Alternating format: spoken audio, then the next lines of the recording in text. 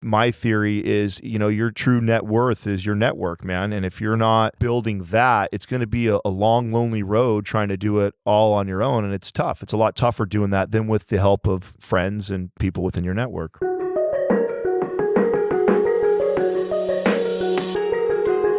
Mike Matthews here, back with another episode of the Muscle for Life podcast. And this time I break with my normal routine and I interview my buddy Adam from the MindPump team to talk about things, to talk about life things, business things, personal things, all kinds of things that I hope you, dear listener, are going to find interesting. I had fun with this one actually, because instead of drilling down deep into one topic like I do in most of the podcasts, Adam and I just really go all over the place here, and we share some of the hard lessons that we've learned growing both as individuals and business people, as well as our individual philosophies and values that guide us in our everyday lives, in our relationships, in our work, and in our approach to handling ourselves even. And I think will give you not only some practical advice that you can take away and benefit from, but also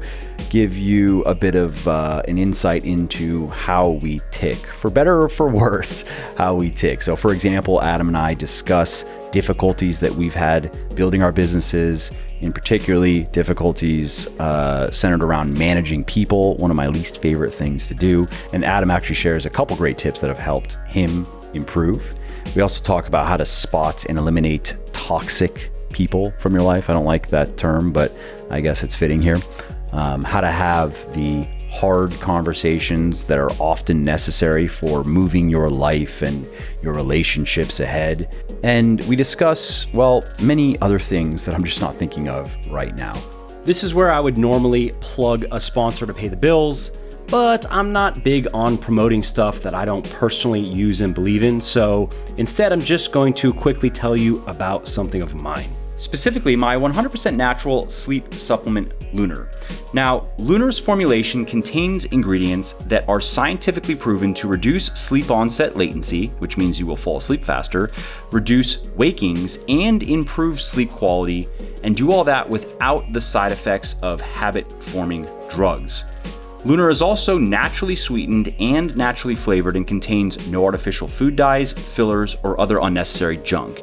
And all that is why it has over 180 reviews on Amazon with a 4-star average and another 90 plus on my website with a 4.5-star average. So if you want to enjoy more deep, restful sleep, and if you want to wake up every day feeling energized and revitalized, then you want to head over to www.legionathletics.com and pick up a bottle of Lunar today.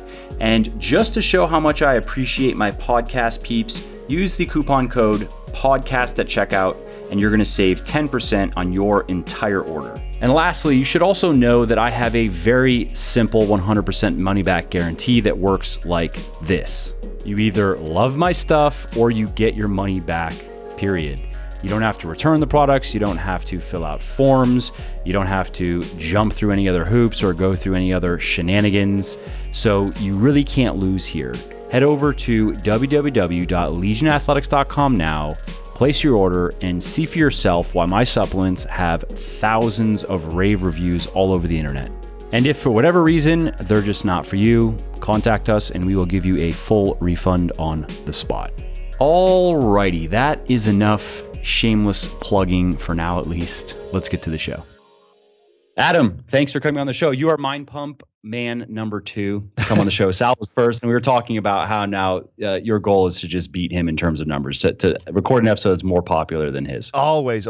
See, what he doesn't know, and we'll just keep this between you and I, is that I talk to our marketing team on a daily basis. And so whenever I get on an interview somewhere, I have them send out a mass email to all of our listeners to go run over there and boost the numbers after he does. He doesn't know this is the game that I've been playing since we got started, because I continue to outperform all of his interviews when we get on the same podcast. That's perfect. And I can help. I can email to my list too, just to make him look even worse. That's, you know what? That's one of the things I love about these guys over here is there's this healthy bit of competition when it comes to either improving your own craft or just the business in general, man. I'm really blessed to be around a group of guys that really put their egos aside, and it's really all about getting better. And I'm joking about beating Sal because deep down we're always rooting for each other no matter what we do, but there is a little bit of that healthy competition amongst all of us. Yeah, it's great. And it's a similar thing with my team. I have a really good group of guys that are not only willing to work hard, but work as a team and put the team and the group's interests ahead of their own. And as you were saying, strive to improve as well, and not ever think that you are good enough or know enough, and that you don't need to keep growing. How long did it take you to build your team like that? Did you have to go through, I'm really curious, like, did you have to go through a lot of guys, or were you lucky you were connected some really good friends that go way back? Like, what's the history on them? Yeah, so it started with me recruiting Jeremy, who I've known since I was like 14, actually. And he's a bit younger. I want to say I'm 33, and I want to say that he's 27 or 28. And so I was good friends with his uncles. That's how I met him.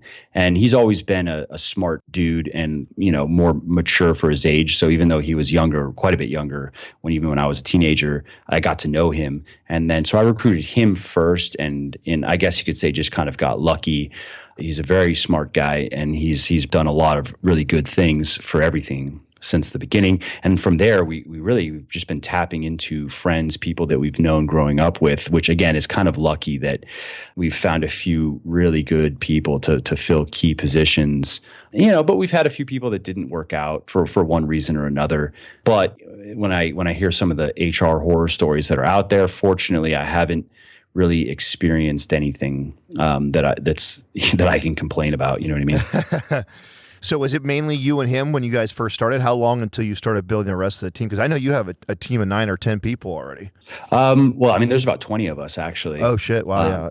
Yeah, I have to get the final number, maybe a few more. And then we're adding 3 or 4 more within the next month or two.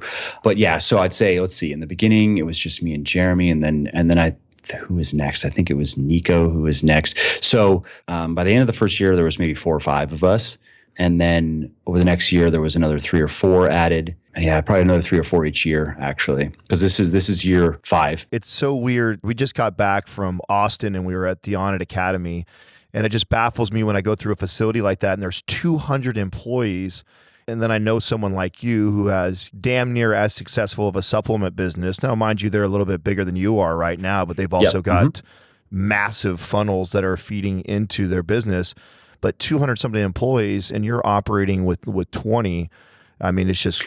And honestly, that's 20 between a few different things. That's 20 between Legion, which is the supplement company, and Muscle for Life, which is we're overhauling it. It's about to relaunch with the store and digital courses and new things and bells and whistles and so forth. And my publishing company, which is just my books. And that's a whole world unto itself. So yeah, I know when you told me that with Onnit, I was like, what? How does a company, that I'm guessing, I can't say for sure, but based on what I've seen, I'm guessing they're probably about $30 million a year in revenue.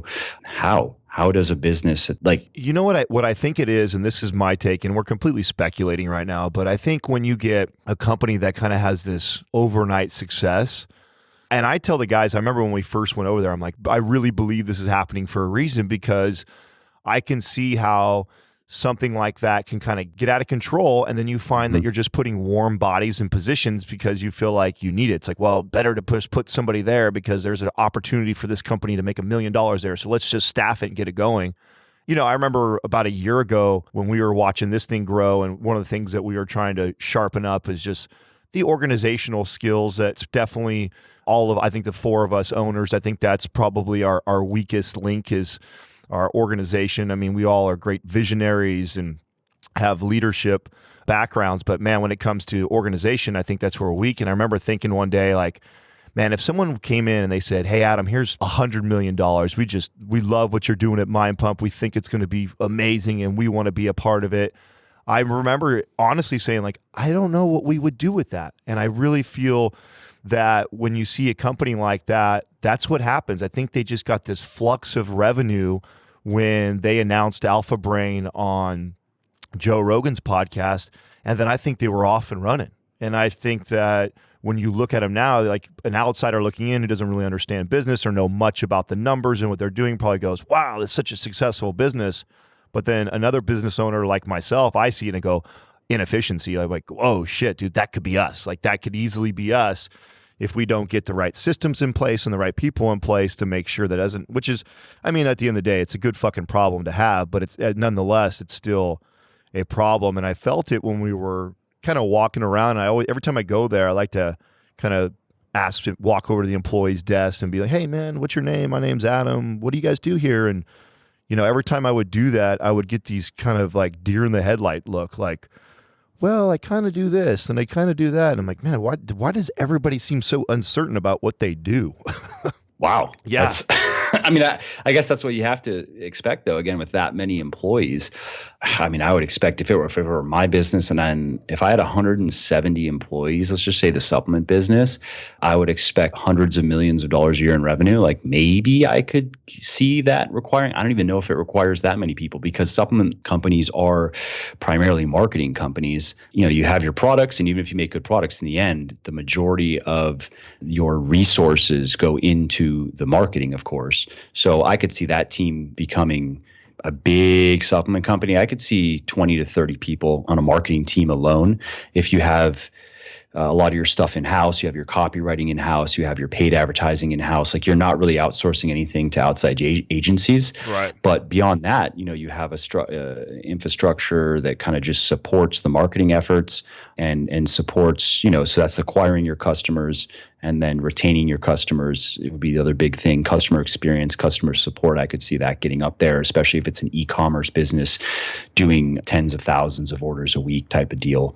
But yeah, no, that's interesting. That's again, it's like, I understand. It's probably, honestly, I don't know anything about Aubrey, but my guess is he's probably more of a creative type dude. He probably is in the same place as you guys. He probably doesn't really know much about running a business and doesn't really like running a business or managing people, and is just trying to do his best. You'll hear the interview that I did with him. It takes about 30 minutes, and I really start going in on him on stuff like that, because that's exactly what I see. I see this philosophical, visionary type of dude that's super creative and artistic, but I've had the opportunity to meet a lot of CEOs in my lifetime, and he just doesn't fit the mold. And I tried to get him to really share what that's like, and then some of the struggles that he deals with operating a business that big with that many employees. And you hear him kind of dance around, and then you hear me apply the pressure on him a little bit. It'll be interesting to hear what you think after you listen to the episode, because that's exactly what I dug into. Yeah, I'm going to listen to it. It sounds interesting. I'm curious. And, I can relate to that, honestly. I think I'm decent at running a business. I could be better at it if I wanted to apply myself more to it, but it's not something I particularly enjoy, because I don't particularly enjoy managing people. And you're not ever going to be a good COO. Is probably more that's really the person in the trenches running the business every day. Right. CEOs can be kind of, if they've built a good organization under them, they can be kind of out in the clouds and thinking big thoughts and, strategic planning and strategic relationships. A good CEO, that's a lot of what they do, actually. But, so I can relate. It's not running a business. If I just had it my way, I'd rather be doing stuff like this and writing books and recording videos than putting out fires in an organization. When did you think you put that together? Like, at what point did you realize that, what, I don't really enjoy this. I actually do like that. I really enjoy the relationship building, and I'm definitely the guy on our team who is talking to everybody on our team almost on a daily basis, and kind of picking people up when they're down, and kind of motivating and directing, and also staying in touch with a lot of our relationships and affiliations. So when did you realize that you didn't enjoy that? I'd say within the last 6 months or so. Just recently? Yeah, it really has kind of crystallized for me. I kind of knew that about my personality, I'd say, going into it, but yeah, I was reserving judgment. I was going to experience it. Like, going into it, I was thinking, I probably won't like the running the business aspect of this. Fortunately, I just like working, and I like doing things well. So that kind of applies to whatever work I'm doing. But once we go one echelon above that into actual just personal preferences, and who knows why they are what they are, that's just the way I am. Yeah. So I'd say within the last 6 months or so, it not only, because for me, not particularly enjoying something is not a good enough reason to not do it if it's what needs to be done. Right. And of course, that's, you guys know, half of being successful is doing the shit that other people don't want to do. and it's not so much that you enjoy doing it or I enjoy doing it. There's plenty of stuff I'm sure I know there's plenty of stuff about my job that if I just sat and thought about it in abstraction, and I'd be like, in my jobs plural, and be like, yeah, I could do without that. Like, I don't feel compelled to go do that every day or every week or every month or whatever. But of course, we have an underlying purpose, a driving motivation for, all right, I'm going to do some shit that I don't particularly like doing, but I'm going to work through it and I'm going to do a good job because it contributes to this thing that I do care about. So yeah, in the last 6 months or so, not only did I see like, okay, running a business, running the day-to-day operations is not so much my thing. And that's why also I have somebody for Legion, and I need somebody actually now for Muscle for Life, because it's really going to become its own business right now, and it actually makes a fair amount of money through coaching and a few other things. I mean, it's almost a 7-figure business. I guess at this point it is just on its own. It's about to really come into its own, and I'm going to need somebody to essentially be the COO of that business. And I have that person for Legion, which is something last year, again, when I made that shift, when I was like, okay, I don't want to be the COO particularly. I can if I'm needed to be, but I can't be the COO of this supplement business, which is growing rapidly, which just means more moving parts and more things that need attention and need work, and be Mike Matthews. You know what I mean? And right. Do the writing and let's say do all the content and get out there and do more publicity. So I did like my first national TV thing just recently, and I'm going to be doing a lot more in the way of, it's very random too how that happened. I basically should not have been there. It was just complete serendipity. So I can't do all of that. And I mean, the only way I could possibly do it is never see my family again. And I don't think that's the right decision. So what I did is somebody that's actually been with me since the beginning and has really moved up and taken on more and more responsibility. And he's smart, competent, hardworking. Just grooming him. I've been grooming him for the last 6 months or so to run Legion, to be the COO of Legion. So now I am not going to be bogged down in the day-to-day logistics of running a business. Of course, I'm still involved from a coordination standpoint, and we're all working in the same office, blah, blah, blah. But it allows me now to focus on the things that I think are the highest and best use of my time, given what we want to achieve over the next 3 to 5 years. And so that's what I even recommend to you guys is, you guys are growing quickly, you're making money. I would look at, if you're reaching that point of incompetence in terms of running a business, which is also important to know, yourself, like, how good am I at this really? And consider if you had somebody that was really good, which doesn't necessarily mean they have to cost you a ton of money, especially if they're willing to learn and grow with the business. If you had someone really good to kind of be essentially your COO, or minimally more of an office manager type, where there's just a lot of, again, as you know, a lot of moving parts, a lot of cogs in the machine to run that shit and help grow the business, while you guys focus on what is your highest and best use of time, which is obviously 100% creating content, going on the road like what you did, going on other podcasts, networking with more and more people in the industry. It's something to consider. Oh, I think it's right, spot on. And right now we have Brianna at about 50% or less of her time that I would love to see 100%, because she kind of represents that for this business right now. And it allows us to do what we love to do and what we're good at. I think a lot of people, when you get into business, not that many people think that far ahead. Like, everybody works so hard, like, I want the American dream, and I want to be an entrepreneur, and I want to build my business. And then what do you do when it actually gets pretty big and you're making good money and your job just starts to change? I mean, you're doing something different than when you were building. When you're building and growing, it's a lot different than when you're operating and you're running it and you're keeping it moving. I think that it's tough to see that far ahead. And I know from my experience, like, I don't know how many businesses that I've started up and failed and whatever, but I'm sure there's at least 10 or more. And I got really good at building this, like, a 6-figure income amount. I could make enough money. And I think every business I ever did made somewhere between 50 and 150 grand a year. And to this day, I feel I have this confidence that if MindPump exploded, I had nothing else to do, what would I do? Like, that wouldn't be a scary thing for me. I feel I've been in a situation like that enough times that I feel confident that I could create something that would generate enough revenue that I could survive and eat and provide for my family. But scaling to the next level was always a challenge for me. I couldn't figure out how to break through that next level. And I think this is something that a lot of entrepreneurs, when you look at the percentages, I mean, it's like what, 90% of them fail as is in the first year. Then the few that actually make it and survive, the actual percent of those that make it into the millions and then the tens of millions. I mean, you're talking about a Tiny. it's tiny. And you don't realize, I don't think anybody who's chasing a dream or thinks like, oh, I'm going to build this business, I'm going to be rich, or I'm going to build it to be huge. And, you know, it's tough once you get to a point where you're making enough income that you're making decent money, but you still want to grow it more. It's like most people have a really hard time with that next step and in reinvesting back into the company and reinvesting into people.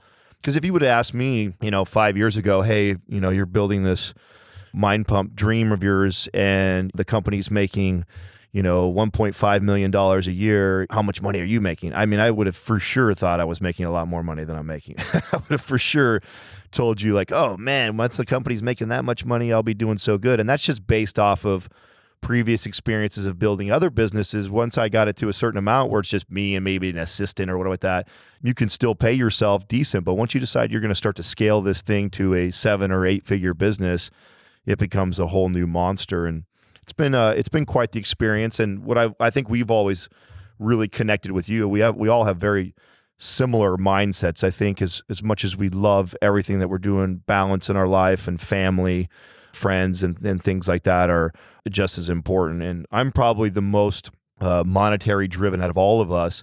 And even I still feel the same way, that it's not the number one goal for me, isn't some dollar amount. I mean, we truly love what we're doing. And if I can find a way to build this business to where it operates, it can feed the mouths of 10 to 50 employees while I can also make a good income, and then also have the freedom and the flexibility to travel and take days off and not have to stress about the day-to-day. But it takes time to build a monster like that. And I really, really enjoy watching what you're doing, because I was super fascinated and impressed, because you're kind of this, where you started off as this kind of one-man band, and you did it like the reverse of what we did it. Like, I feel like what you've mastered really well is what we're hiring another team and company to come in and help us do right now. And it just shows that, you know, there's multiple ways to the finish line, but I love watching what you're doing, and I think that we all have very similar mindset as how we feel about business, you know? Yeah, absolutely. And also, I mean, for me, it's cool to see where you guys are going with your podcast and how quickly I'm impressed with your network in particular. Like, you guys are doing a really good job getting in with other people. And it's something, I mean, we don't have to talk about now. I actually wanted to ask how exactly you're going about it. To be fair, I haven't tried very much, but clearly you guys you have something special worked out there. It obviously feeds off of what you're doing with your podcast and how well you guys work together and engaging with your network, or engaging with your listeners in particular. I don't know the podcast space as well as you guys do, but it seems like you guys are doing that better than most other people, at least in the health and fitness space that I've seen in the podcasting. Well, we kind of saw that opportunity when we first got into the space. I remember all of us were interested in podcasting and the direction it was going. So we'd all listened to podcasts before, and we'd kind of seen the rise of it. And when we were looking at our current space, we really didn't feel like there was a lot of competition, at least not what we saw was needed in the space, right? So I thought there weren't a lot of voices like... Same thing when I started writing books. That's why I was yeah, sure, there are books, but I can do it better. And before I did it, that just sounds like, okay, yeah, cool story, bro, go do it then. And then you go and do it, and then it's like, oh, well, I guess you did do it better. I mean, and this is going to sound a bit narcissistic, but when we first started, we didn't really have any doubt that we were going to eventually dominate the fitness space in podcasting. And that's, like I said, it sounds really cocky and narcissistic, but it was just because we saw the opportunity. We know each one of us have been in the industry from 15 to 20 years. So we have a ton of experience in this field. And we just saw there was a huge need for somebody putting out the raw truth. And the reason why it's not sexy is there's not a lot of money in it at first. I mean, there's no money in it at first. Right. There's none. And the formula for, success in the fitness business for the last 20 years plus has been either one, you've already made a name for yourself, either through a book or through TV or famous somehow, and then you pivot over and you sell probably supplements to your audience. That's been kind of the formula for a really, really long time. And so for us to kind of go the opposite direction, say, okay, we're not going to attach ourselves to any supplement companies right now. We're just going to put out good information and content that's non-biased. And part of the reason why we didn't attach ourselves to anybody is not because none of us use supplements. All of us use supplements. It was more that there was more of a message that needed to be given out to people than just, hey, take this or take that. And once we could help enough people, then we could look out sponsors. I mean, we're on year 3, right? 3.5, Doug, are we on there? 3.5 is where we're at? About 3.5 years right now. And it was 6 months ago where the advertising money was actually like legitimate advertising money. Like now it is a major piece of the business. But for the first 2.5 years of this business, it was not, we weren't making any money that way. And I think a lot of people get into the podcasting space thinking like, oh, I'm going to get in, I'm going to get a bunch of listeners, and then I'll get advertising money and I'll just sell this and I'll make a ton of money. And couldn't be further from the truth. It doesn't work that way. But I will say something that I take a lot of pride on as far as something that I think I contribute to the business that we don't really talk about. I haven't shared a lot on other podcasts or interviews I've done, but you kind of grazed over it. That's the network and the relationship building piece. This is something that I remember when I read this book back when I was in my early 20s, and it was just talking about, how much affirmation that your employees need. And what they did was they did this study on 500 of some of the top CEOs in the United States, and they did that, and then they asked them a series of questions, and some of the questions were like, how often do you tell your employees they're doing a good job and give them positive affirmation, right? And they said on a scale of 1 to 5, and all the CEOs were like 4.5 to 5 was the average, something high like that. Then they went and asked those same employees, and it was like 2.5, right? So kind of the takeaway that I had was like, you can never give enough positive affirmation to people, no matter what, even the most successful guys out there that claim to do it the best. You got to do more. You got to do more. Then I read this book right after that, short, easy read. It's called 1 Minute Manager. And book I recommend anybody trying to build a business read. Dude, good, simple principles. Yes. Quick to read and easy to apply. It was talk about paradigm shattering moments for us. Like at that time, I'm 5 years into my career. I'm at the top of my game in my space. I'm known as one of the best in the area and in the company, making good money. And so I'm just a young, full of piss and vinegar kid thinking that he's doing everything perfect. And I read this book and I'm like, fuck, man, that's not how I lead. It's not how I manage. I've never thought about that, and I feel like most people that have dealt with managers or other leaders don't lead this way either. Let me try and apply this and see what happens. And basically the idea of the book is that instead of looking at what people are doing, so when you get in the management role, one of the most common things you see happen, someone gets promoted, now they're the boss, they've got 10, 20, 30 employees underneath them, and now they have that little M next to their name. Now they feel like they go around and just tell everybody what they need to be doing better. Oh, hey, you didn't do this, Susie, you need to do this and do that. And it turns into this bossing people around because they feel empowered. The moral of the book was like, listen, you need to find all the things that they're doing right, and you don't want to focus on the things that they're doing wrong. And so what I did at that time, I had about 20 employees, and I'm not an organized guy. I told you that earlier when we first started. And so I was like, okay, I need to put a system in place so I can actually apply this and then measure it, right?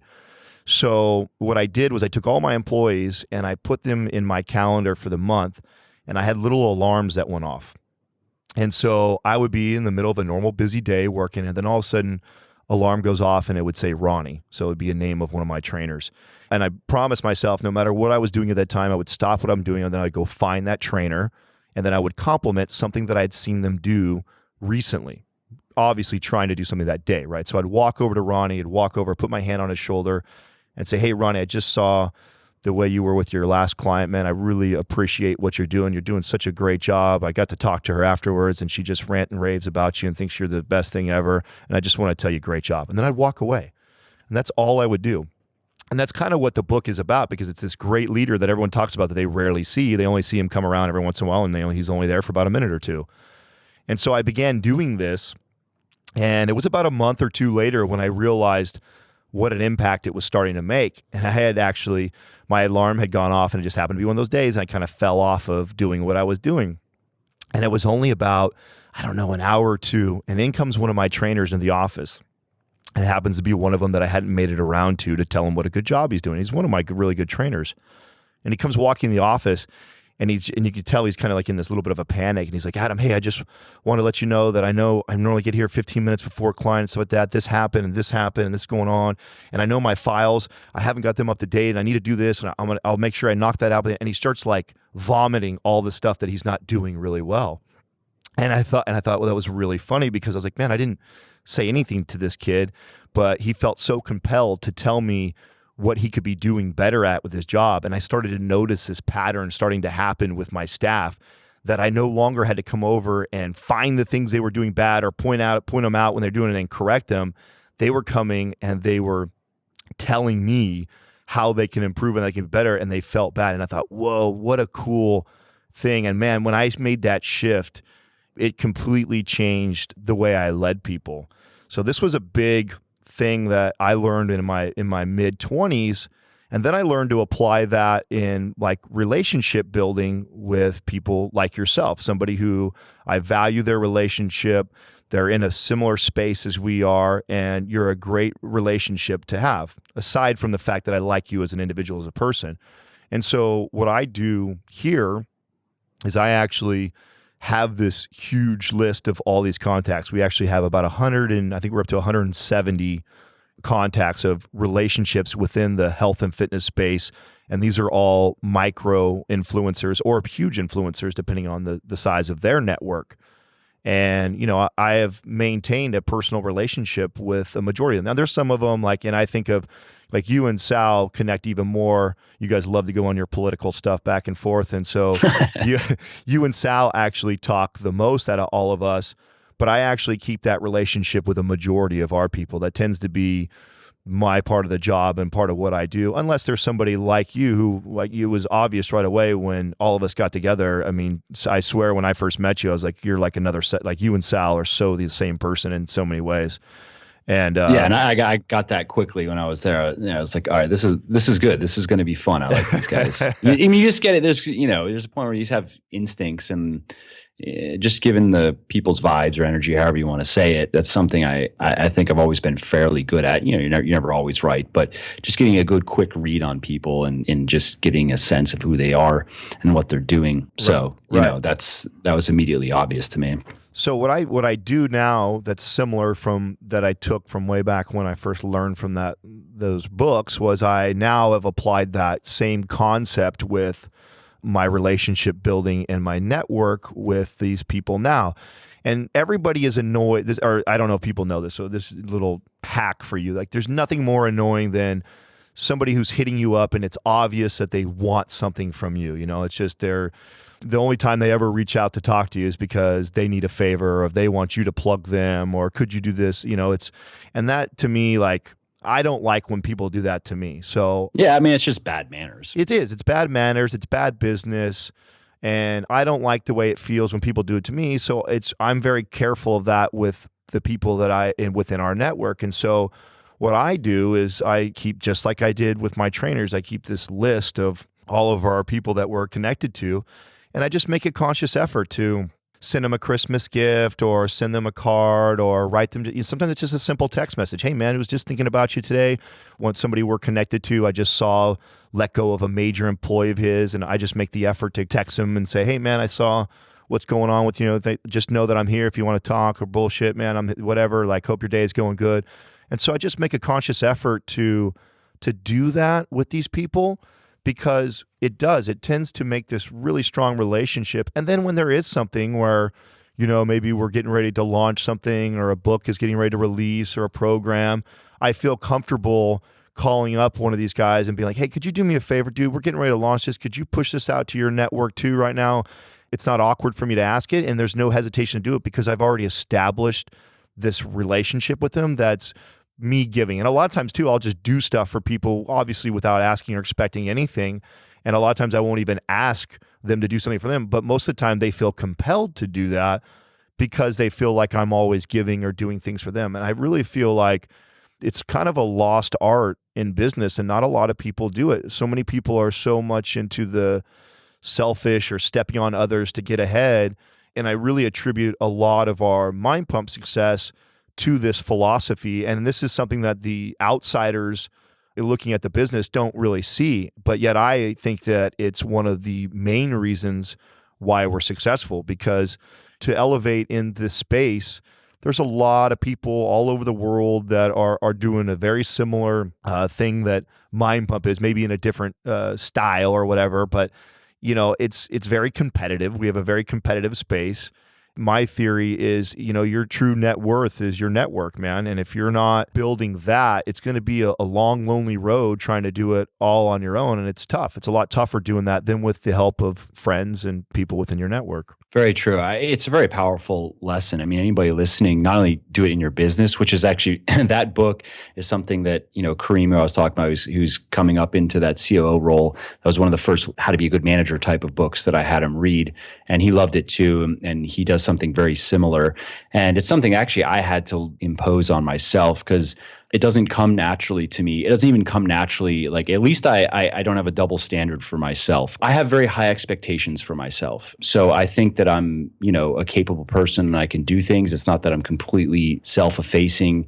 I'm fairly humble, and I catch myself sometimes maybe what I think is getting a little bit too big for my britches, and I try to rein that in, but I hold myself to very high standards, and I expect a lot from myself and do my best to try to live up to those standards. And so that naturally just kind of extends to people around me, and that's fine. But where it got in the way of being a good leader is then inevitably, and this is again with me, I don't care as much about the things that I do well in any sphere of my life as the things I don't do well, because I know that's how I improve, is like face what I'm not good at, face where I'm failing, and try to fix that, as well as reinforcing the things that I'm good at. But reinforcing the things that you're good at comes naturally and easily because you're good at them.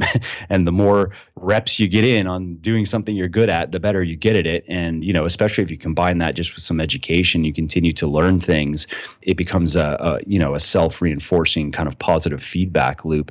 But facing the things you're bad at, though, is not, it's uncomfortable, and then trying to do something about it is even more uncomfortable, because doing things you're bad at, makes you question yourself and your abilities, and it just is what it is, right? So though that would then extend to other people, where, I might instinctively be like, just trying to go in on that point, like, this is what you're not doing well. Let's just fix these things.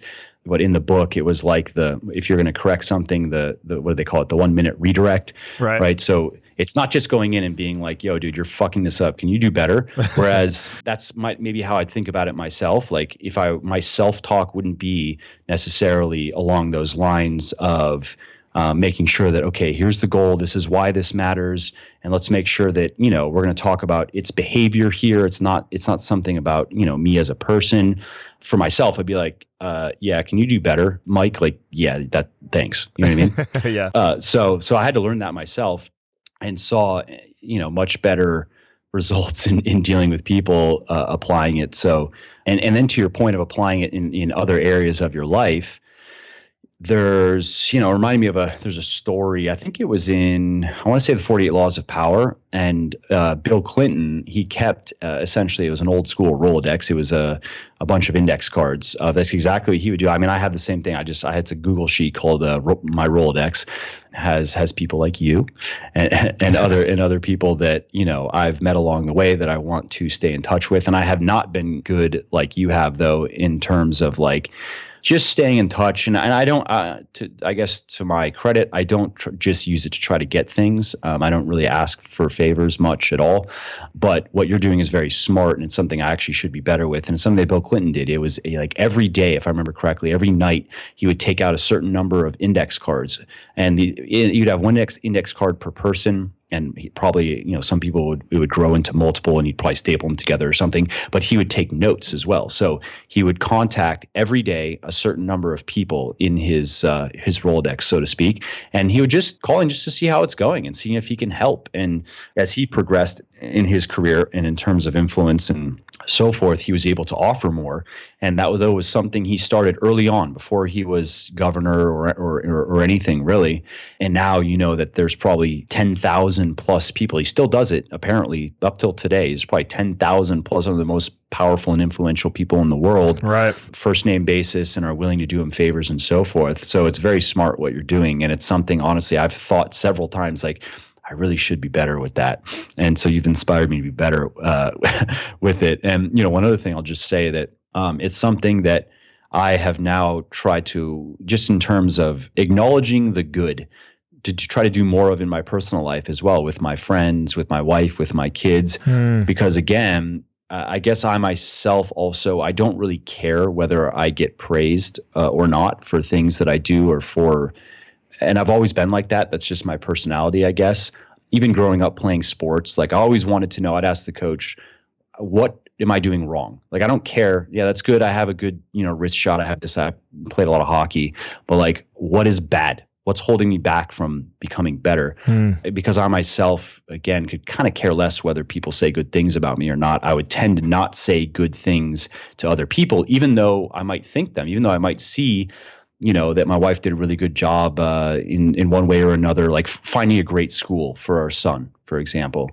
But I realized that, like, I never told her that, actually. You know what I mean? Right. Like, she definitely did. And Lennox loves the school. I never actually said it. So I don't know if, that's been a thing for you also in your personal life, but I've tried to apply that outside of business as well. If I'm being completely transparent on this, I'll tell you what, it's something that I've trained myself to do. It was not natural for me. That's why I even had to take the step of actually putting it in my phone and having a reminder. Now, it is something that I've created as a habit now in business, and it does seem natural. I mean, before you and I got on air, and I've already spoken to 5 different people all over the country that are smart.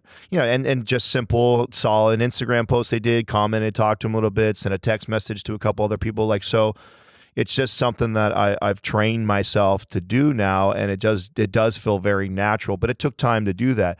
Now, being completely transparent, it's unfortunate that if I fall short anywhere, it's at home, and I know that that's a bad. I understand. It's in the same way for me. I totally understand. Right, and God bless, I have such an amazing woman at home that much of my success is because of her. She's absolutely my rock. We've been together for 7 years. She's been with me through multiple businesses that I've built. And I wouldn't have done it without her. But I really have a hard time doing that for her, which is so crazy because she probably makes the greatest impact on my life and on my business. But yet I probably don't do that enough for her. Luckily for me, she's also an incredible communicator, and we talk about these things, and she totally understands. She gets it. She gets that I'm giving myself 24/7 all day long, and then when I come home, I'm definitely the quiet guy that just likes to lay my head in her lap and relax and read a book. Same. Or watch, right? So I do love that, and I'm sure your wife is the same way too. They probably get us and they understand it. So she's patient, but it is something that I've tried to get better at. I'll tell you, like, something that I started doing with her. So I have a little floral place, and every now and then you'll see me post every now and then, but I'm pretty consistent with the surprise flowers and a card. And part of why I do the card is because it's something literally she asked for years ago, because I'm terrible at expressing my feelings and emotions to her. I'm not that guy. And a lot of that goes all the way back to my childhood, deep rooted shit. And so I don't express my feelings very well, but I can sit down and I can write them. Like, if I make the effort to sit down and write something out, I will get it out on paper. I'm not as good as communicating it to her. So to make sure that I'm giving that to her, that's kind of my thing that I do, where I try once a month or once every other month to come home, surprise her with a bouquet of flowers and a card, and in the card is just me expressing my feelings. And that's done tons for our relationship, because I know how, and for me, I give 2 shits about that. Like, if you've read the book 5 Love Languages, I don't need constant positive affirmation. I don't need the people loving on me all the time. I like things. So gifts are cooler, those are what mine are. And she's the opposite that I am. So she wants that touch and being told how much I love her and stuff. So, and because that's unnatural for me, and she is my partner and I love her, it takes that extra step on my part to almost, organize that, reminder to do that. And it's not because I don't think of it. It's just that it's not the way I operate. And I think we're all kind of like this in different ways, like that's maybe mine and your thing.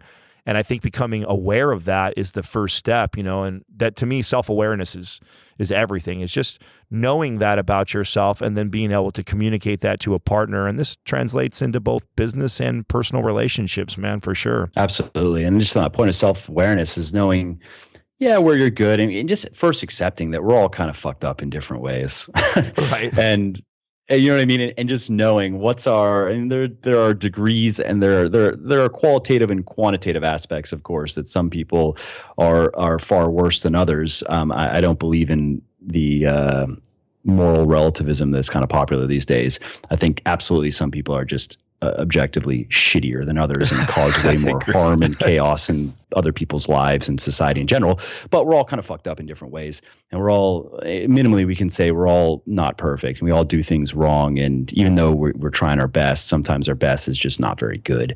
And, so I can relate to what you're saying, because if I were to say, what has my experience been with Sarah? Exactly the same way, where I went into, we started dating when I was 17. What the fuck did I know about having a real relationship and romance and what that means and why it matters and so forth. And it's something that I still need to get better with, honestly. But I've done similar to you. Like, for example, I've already pre-ordered flowers for Valentine's Day and wrote a card. Like, that's done. So now it's not going to be forgotten. I have a reminder in my phone that goes off several weeks to do something nice for Sarah. It just reminds me. I just keep it, even though now it's kind of a routine. And I have a list of like, what are the nice type of things that she likes? Yes, flowers for sure. Gifts. So sometimes I'll just get her a gift. I know what kind of stuff she likes in terms of fashion. There's a never ending list of things that she wants. I don't think I'll ever make enough money to fully satisfy her, her dream of her true dream closet. Maybe I'll be able to. So out of the two of you, is she the more fancy one? Is she the one that likes more tangible things? Is that more yes, out of you two? Absolutely. Yeah, but it doesn't bother me because she's not she's not annoying about it. She's not a flashy person. Like, she's not doing it to try to make other people. No, she just likes nice things. Exactly. And that's the way that she's been, since she was young, and since for as long as I've known her. She just likes nice things. And I can relate to that. I don't care so much about clothes and fashion because I don't really care about getting attention like that. It doesn't mean that much to me to have people be looking at me like, oh, look at that guy, look how he's dressed. But I can relate. You know what I mean? I like driving a nice car. Is it necessary? No.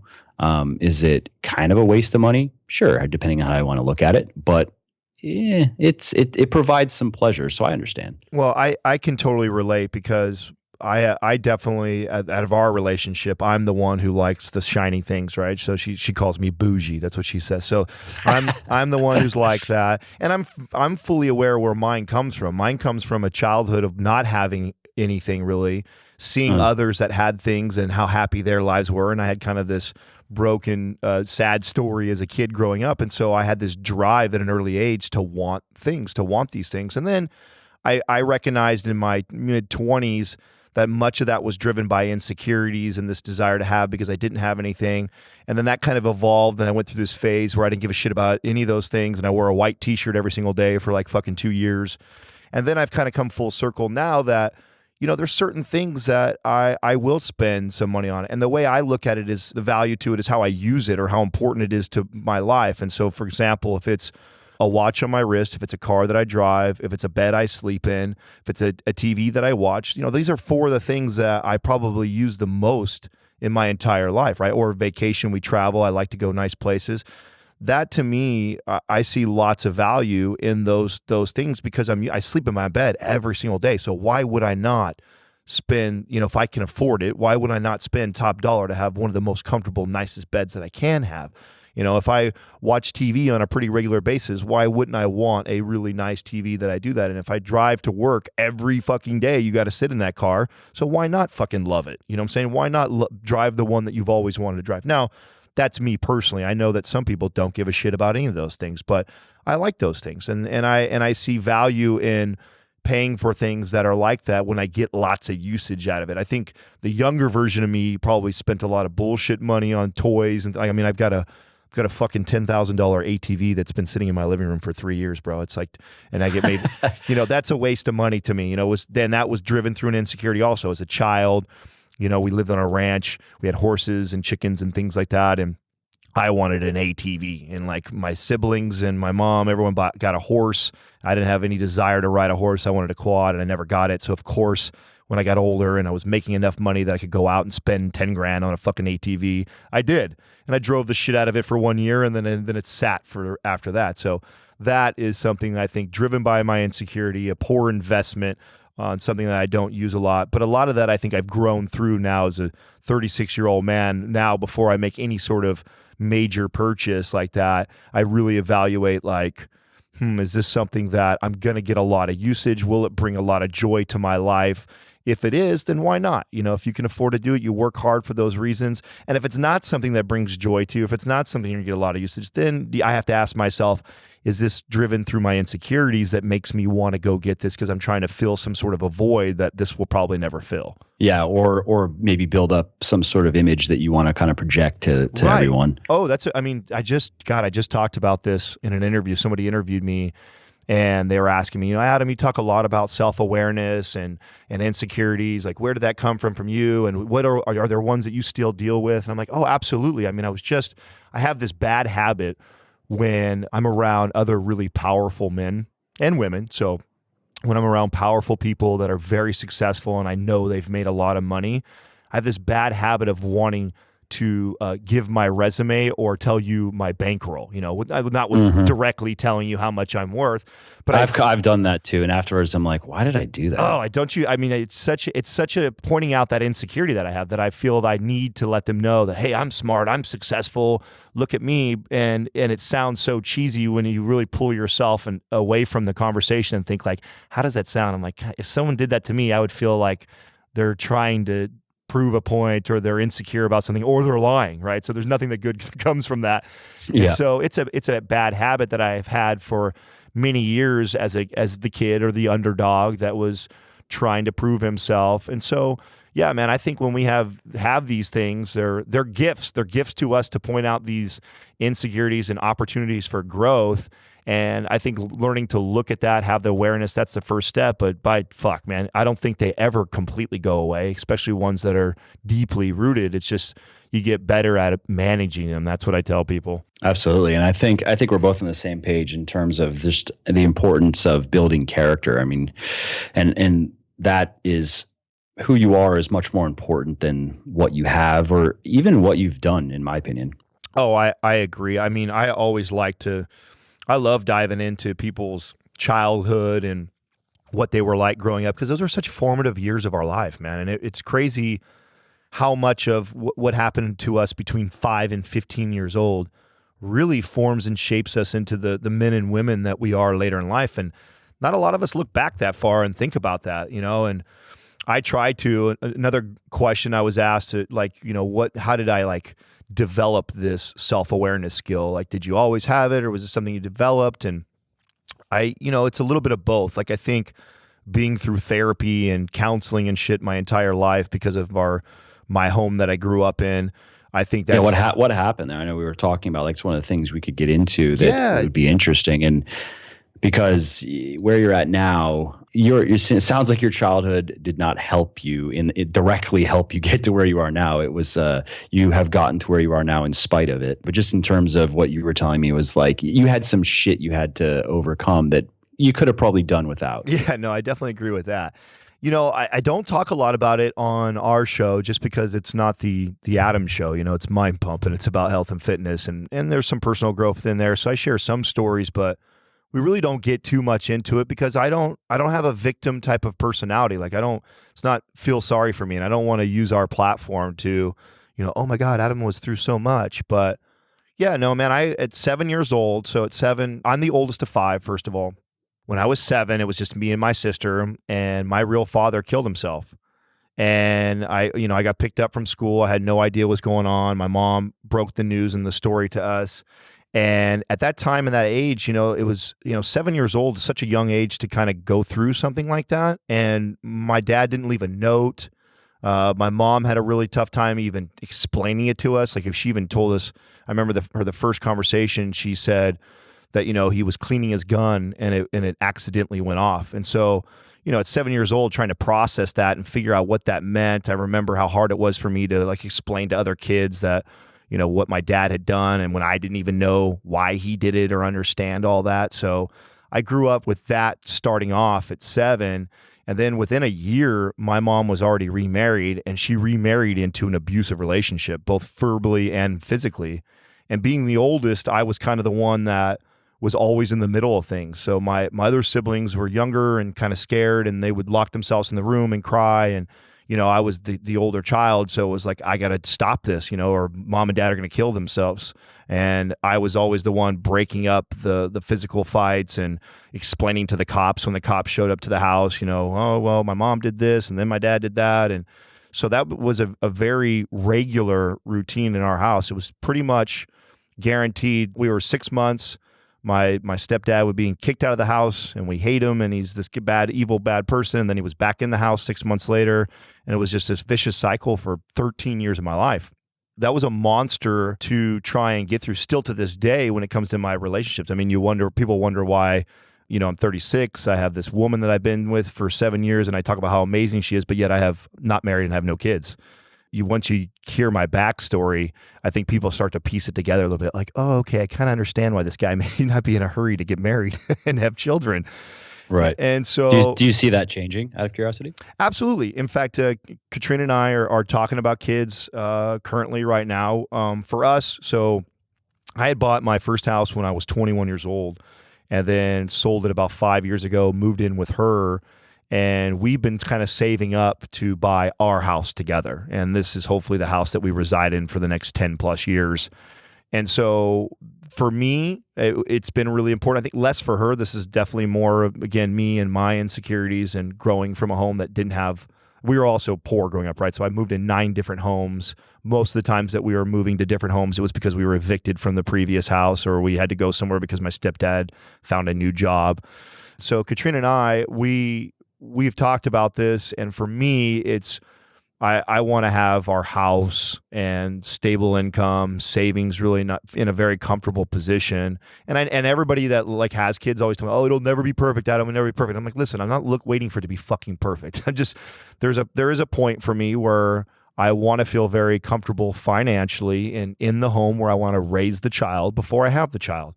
And a lot of that comes from what I saw growing up and believing that my parents were very irresponsible about their decision-making when it came to things like that. And so I'm the complete opposite. And arguably the extreme version of that. Somebody else, outsider looking in, would be like, come on, dude, like you make enough money, you're in a position, you're fine, you could totally raise a kid. And yeah, absolutely, I could, but that's not the position I want to be in when I have a kid. I want to have a kid, and I don't want to be worried financially at all, and I most certainly don't want to be in the house that I don't plan to raise him or her in. So that's first for us. I think hopefully this year we're already, once this tax return comes back in, we're getting all that sent over to our guy, and then we'll start shopping for a house. So hopefully within this year that'll happen, and during that time, if Katrina and I get pregnant, then we'll have a kid. So I'm totally 100% open to having a kid. A lot of people think that I'm like anti having a kid. I'm not at all. I think it was just I wanted to be at a certain place in my life that I didn't have a ton of extra stress. Having a kid and having a family, and damn well, it's a major responsibility. It's a lot, and I'm still at a selfish part of my life of trying to get to a place that I want to be. And I know that I'll be a good father. I know that'll be an important thing for me, and that will probably become more of a priority when that child comes. And I just want to make sure that I'm in a place that I can do that. So, but that was a lot of the childhood growing up, man, was I seen a lot of that. And I think for the early years, teenage to early 20s, I had a lot of animosity towards my parents over it, where now I'm actually grateful for it, I guess, as crazy as that may sound. Because I know that it going back to what you said, it really formed and shaped my character. And I don't really have a lot of empathy for people that complain and whine about little shit. Because even though I know for me, it's complain or whine about anything. Right. Right. No, really. Exactly. I agree. I just don't. That's the thing. Personally, I try to not complain about really anything to anyone. Now, I'm not perfect, and sometimes I'll catch myself complaining. Now, criticizing is one thing, and especially with constructive criticism, you're running a business, it's not always, but like just kind of whinging, yeah, pretty much never. And that's just one of my little things that is on my daily list of things to keep in mind. You know what I mean? Dude, I'm right with you. It's such a victim mentality, right? It's such a victim mentality to have this, poor me, this has happened. And the way I look at it, there will always be, this is for everybody listening around, there is always going to be somebody else out there that has it way harder than you. Way harder than you. Yep. And no matter what you're going through, as crazy as it may sound, there's always someone who's had it way harder that made their lives into something great. Absolutely. I mean, if you just read enough history, read enough biographies, read enough little anecdotes of people, it's humbling because, you live in your own little bubble and you have all your little, first world problems and complaints and shit. And then you start reading about the kind of stuff that people went through just 100 years ago. Read Titan by Chernow. Read what John Rockefeller went through and what he became. And it just, you get some perspective. Oh, and I would argue, especially now being a grown-ass man, been doing business for a long time, most of the very, very successful, talented men and women that I've met in my life, most of them had some sort of adversity that they overcame. I mean, major, whether it be health or family or death or whatever. It's always something, and it rarely ever is like, oh yeah, just this happened and it all unfolded for me. Like, no, it's never like that. It's true. I mean, one of the most common concerns, and I've known quite a few successful people through my dad who started with nothing. I mean, and then made a good run of it, building up businesses as an entrepreneur and so forth. One of the most common concerns is that with these guys in particular, is that their kids are not going to experience the hardships that they felt, made them strong enough to succeed. And they're concerned about it. Like, they don't know exactly what to do because you have these kids growing up in the lap of luxury. They don't want for anything, and they get used to also just the kind of lifestyle that comes with money. Even if you don't lavish gifts or money on your kids, I mean, there's a certain level of wealth where now, you just live in a very isolated type of, your lifestyle is, let's just say it's rarefied. Yeah. Well, I'm watching this happen right now with my uncle. My uncle is probably the closest thing to me as far as like when I look into my family, like who am I most like? My uncle and I have a lot of similarities, and I kind of see his life as a kid growing up, I saw his life and thought like, oh, I want this. He's got the wife and the 3 kids. He's got 2 boys and a girl. He lives in a really nice house out in Pleasanton. He's been an entrepreneur. He makes really good money.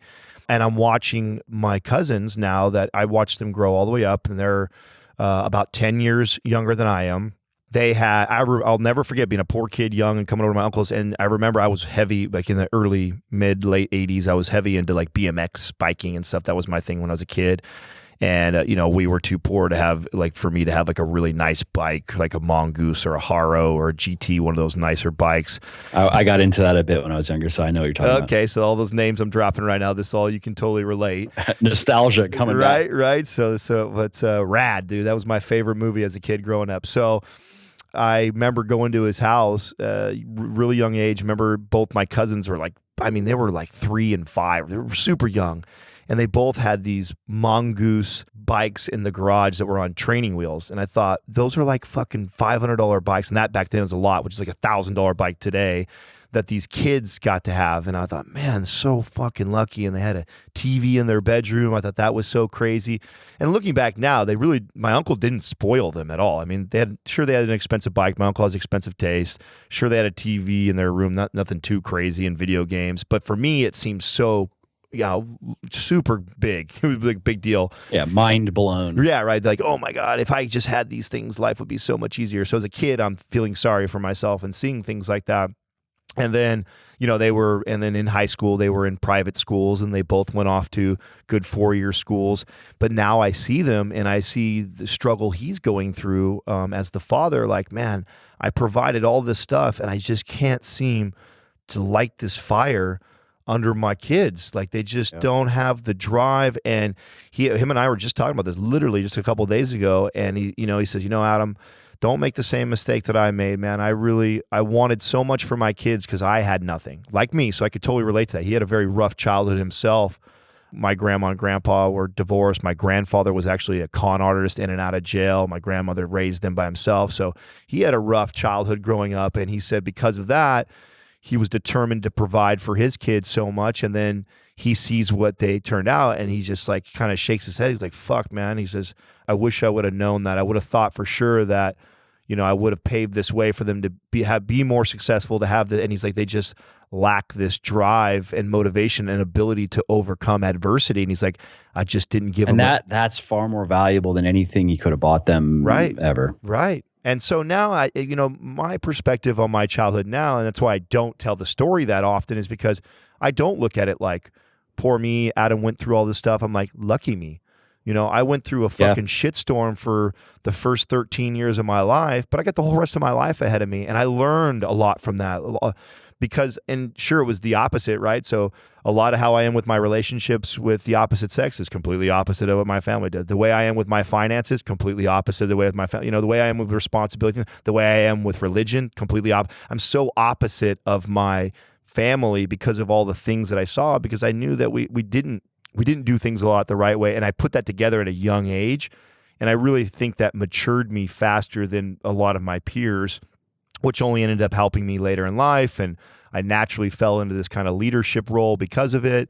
And so I look back now and think, man, I'm actually really blessed. I have a great relationship with my mom. I love her for all those things. And, in my early 20s, I had animosity and I was bitter over it. And I still had that kind of victim mentality, where now I have a different outlook on it, especially when you start to see, people like my cousins and stuff like that have gotten older and you see the life that they had and then you see where they're at now. And I go like, man, that's, if you would ask me as a kid, I would have told you that's what I wanted. I wanted those things because I thought that would make life better or easier.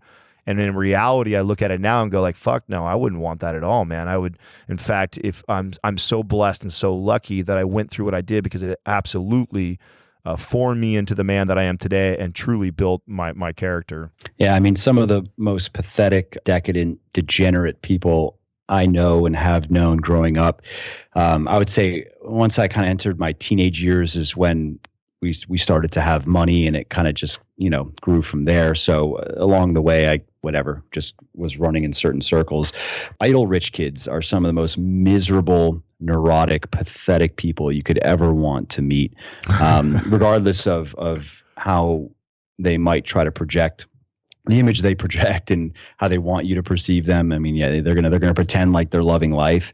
They are truly they're pitiful people on the whole, and that's speaking from personal experience, but I'd say rather extensive personal experience. Not so much with direct friends. I've unfortunately had a few friends that went in that direction, but by extension, you know what I mean? Like people I've met through kind of thing.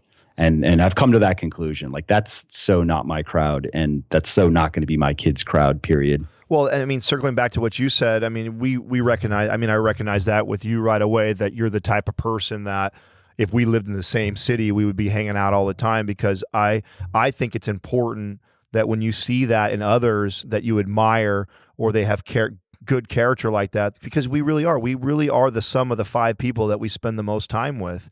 And if you've got these friends, that was a major lesson for me that took me a long time to learn.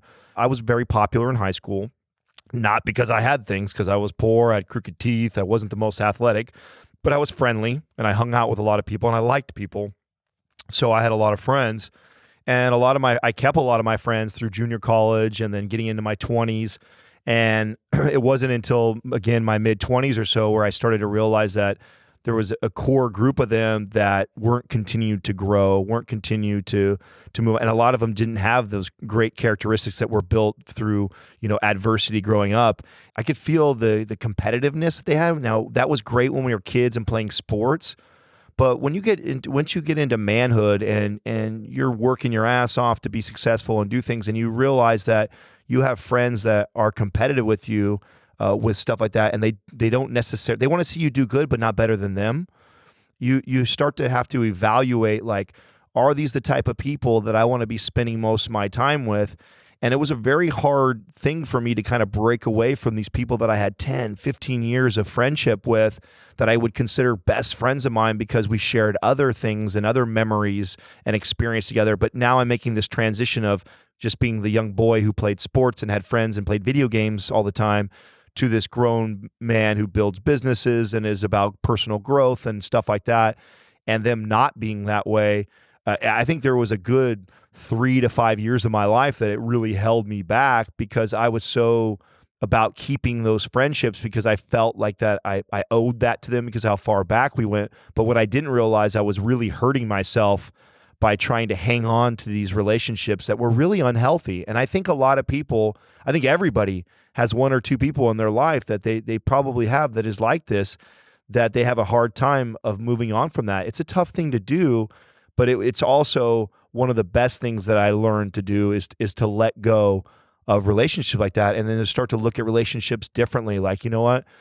They served a purpose in my life, and I served a purpose in their life for a certain amount of time. Those were some of my best friends during school, and we did this together, and I'll always love them and have a feeling of friendship or kinship with them, but they can no longer be the people that I'm taking advice from or I'm talking to on a very regular basis, because those people, I believe, really mold us into who we are now. And really paying attention to your inner 5, or so people that you spend the most time with, I really believe impacts your personal growth, both personally and in business, whatever you're trying to do, because you get surrounded by these people that have the victim mentality, and you get together and you all just bitch about your life, or you bitch about your spouse, or you bitch. And when you start to pay attention, if you detach yourself a little bit and think about it, like, how productive are those hangouts? Sure, it might make me feel good because I'm venting to my boys, or I'm venting to a girlfriend of mine, but really, how healthy is it, and really, how much is it making me a better person? And if you can do that and have that perspective, it starts to kind of change, the type of people that you want to surround yourself with. And so now, when I meet someone like you, or a person that I connect with as far as their character and the way they look at themselves, personal development wise, business wise, I'm attracted to people like that because I want more of that in my life. I want the type of person who, if I call you up and say, "Hey, Mike, guess what, man? We just did this. It was the first time big business deal went through," that you're not going to be like, "Oh yeah, great job," and then talk about your life. You'll be genuine about, like, genuinely excited for me also. That makes a big fucking difference, man, when you start to put that together. Yeah, I totally agree. What did you do specifically? You just kind of like start going your own way, or because I've had this discussion with quite a few people, and for me, it's the same kind of story. My best friends growing up, not in. There's a few I'd say that I met while I was a teenager who have also really gone on to do well in life and grow the fuck up and take on responsibility and engage with the world, and not just be a selfish ball of complaints and why is the world not giving me what I want. But there have been a number of people that I'm really not in touch with at all anymore. And I guess for me, I feel like my advice personally isn't that great because I just stopped talking to them one day. And that was it, basically. Like, I didn't have a conversation. I didn't explain anything. I just stopped talking to them. And then eventually it was just kind of like, I'm just, I'm doing other things now. And that's not the best way to handle it. I know that. So I'm curious, because you're a more empathetic person, I think, than I am inherently. So how did you go about it? Well, like you, I probably handled the first few like that. And I'll be the. All right, so I'm not alone. Yeah, so I didn't know. I was like, I'm just done. So that's pretty much that. It's tough. It's like a breakup, right? And I think it's very. That's how I treated it. And I was like, okay, so how do you break up? Right. You end it, and you never talk again. You don't text. You know what I mean? 'Cause you don't leave that door open. You just disappear. Right. So this started, and I'm trying to remember. I want to give you a book for this because I know I read it somewhere. So I don't like to pawn it off like this is my teachings or whatever like that. This is something I read or learned a long time ago, as far as being radically honest with people. Oh, you know what it was? I think it was. There's a book, Radical Honesty. I think there is too. That's not the one I read. I think it was. Okay. I think what started me in this direction was Jack Welch's Winning, and he uses the term candid, being candid all the time in his book. But this radical honesty is something that I would say, from 27, 28-ish on to now that I really have tried to embrace. And I tell you what, it's paid itself tenfold for sure, because people really do appreciate honesty. And if you can give it in a way that's not, and it's hard to do, because like let's take this exact example. Like, you're breaking up with a friendship for 10 years and you heard this podcast, Mike and Adam are talking, and it hit home for you. You're like, fuck, I definitely have like 3 people in my life that shouldn't be in my life. They're not helping me grow. They're holding me back.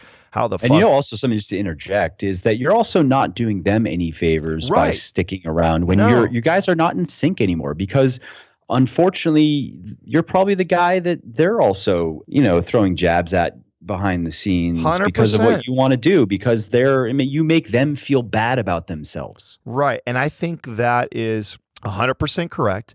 And the first time will probably be choppy when you do it, but you'll get better at these types of conversations. And I believe there's another great book called Crucial Conversations along these lines.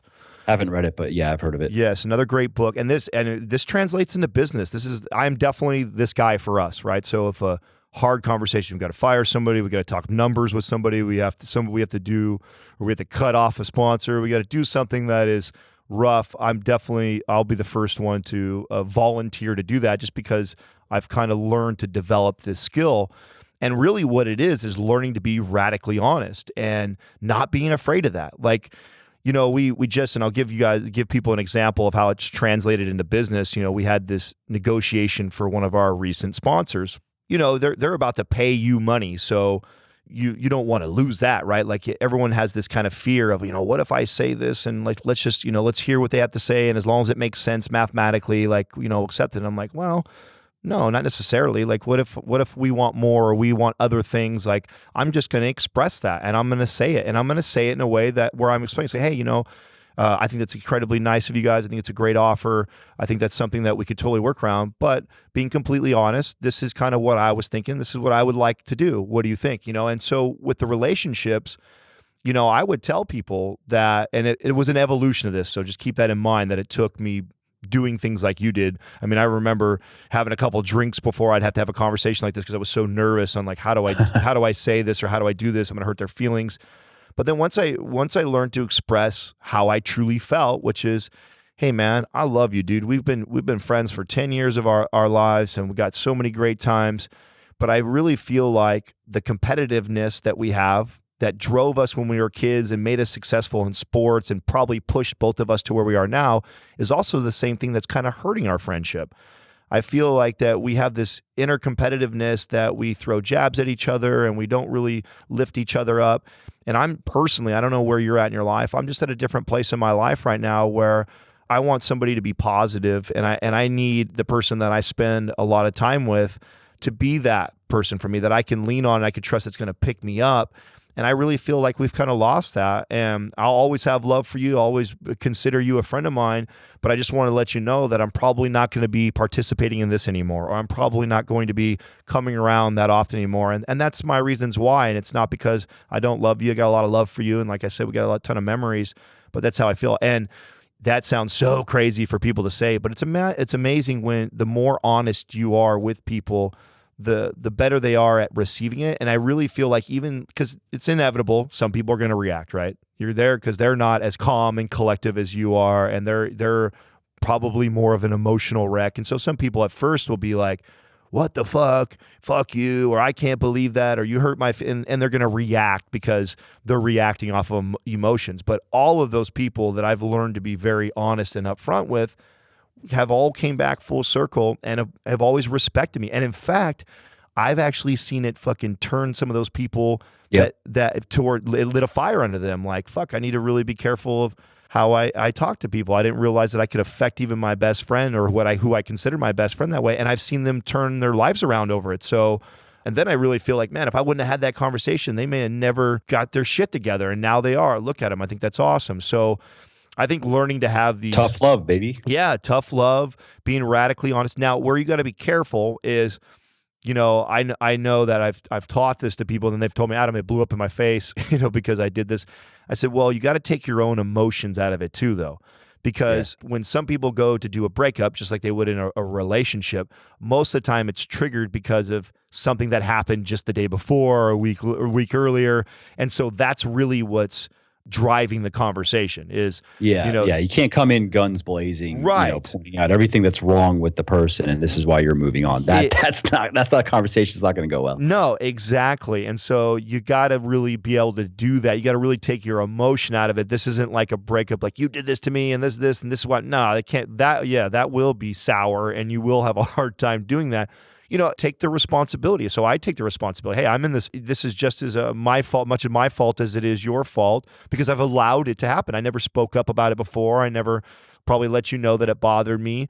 And so I've even had some friends or some relationships where I've learned to communicate this early on when I see it right away. And then if they make change about it and I see it and they care about the relationship that much that they make the change, then maybe we maintain the relationship. And if they don't, that's my way of them telling me that it doesn't fucking matter to them. Like that's, they're dealing with so much of their own insecurities. They care about themselves so much selfishly that they don't care about maybe thinking about what I expressed to them 2 weeks or a month before. And so to me, that's the sign that, okay, well, you're basically telling me that we shouldn't for sure continue hanging out all the time. So that's a hard thing to do though, when you're a young teenage boy or girl, growing up and trying to fit in, trying to find your way and find yourself. And I've had those types of conversations particularly in my work. I've had a couple of conversations like that with people that they still work with me, and that's great. But I had to really kind of just be honest and say, look, I love you. I really appreciate everything that you've done and that you're doing, but we need to address this because it's getting in the way. It's causing too many problems. It's causing too much noise, and that has to stop, or you're going to have to go.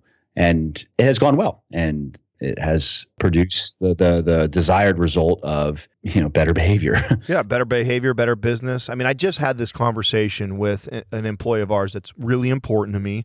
The small staff that we do have, everybody that's been brought on has been brought on with, okay, you're doing something currently for the business, but I see a much broader picture for you, because I really feel, and you know that, right? When you're, especially early on, these are the foundation. I mean, you need that.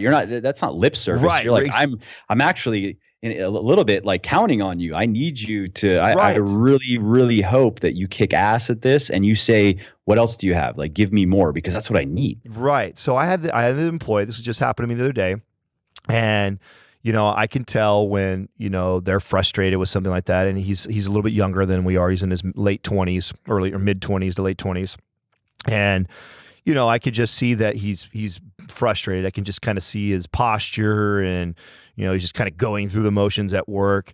And I've really brought him on because he has a creative side to him that is better than any of us on the staff. Like he's super artistic. He's got a great eye for things. He's very in tune with the millennials and the entrepreneurship now, and the Gary V generation. I'd say, right? He's very in touch with that group of people, and that's not how I do business. That's not how I think. It's not what my strengths. He's been very successful on his own as an entrepreneur, and he's built his business this way, and he's been successful at it, right? At his level and his size.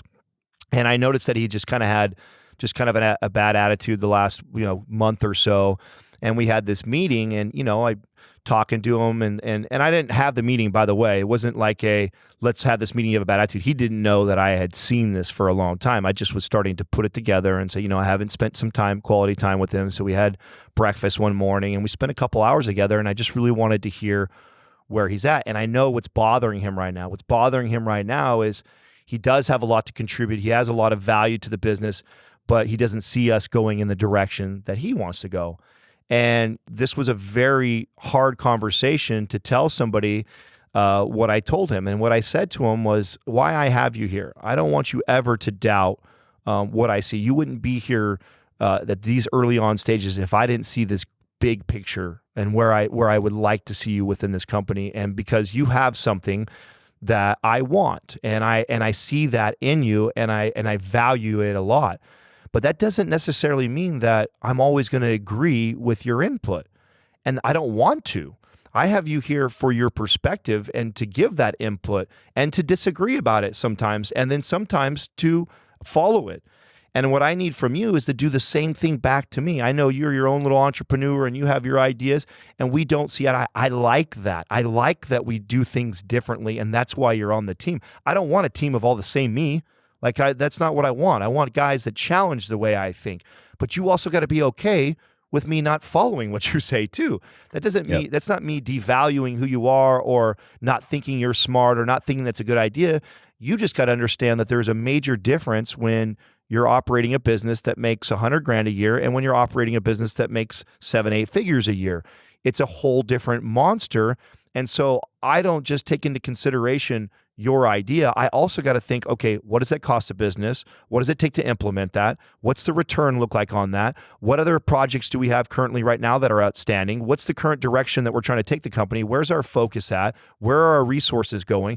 I have a million other things that I have to take into consideration. Now, I want you to challenge me and to tell me, hey, I think we should do this or go in this direction, because I respect your advice that way. But you need to get comfortable with me not agreeing and not following your advice. That's just how this is going to work. That's not like I don't think you're a smart guy. Like, that's why you're here, dude. You're here to challenge my way of thinking. And then the same thing goes the other way. Like, I know he's building a business on his own right now. I said, man, you have an opportunity. You work with me. Why? And you know we're different. And you know that we've both been successful building a business completely with different strategies. So why would you not want to hear my perspective on what you're currently trying to do? Not because you're going to listen to me, just because I think it's healthy for you to hear that opposing view. And so that's who you are in this business. You're a very brilliant mind that can accomplish the jobs that I have you doing within the business, but I'm also going to come to you for specific advice. But I'm also going to not listen to that, probably half the time, maybe more. But that doesn't mean I don't respect it. I wouldn't have came there and asked for it if I didn't respect it.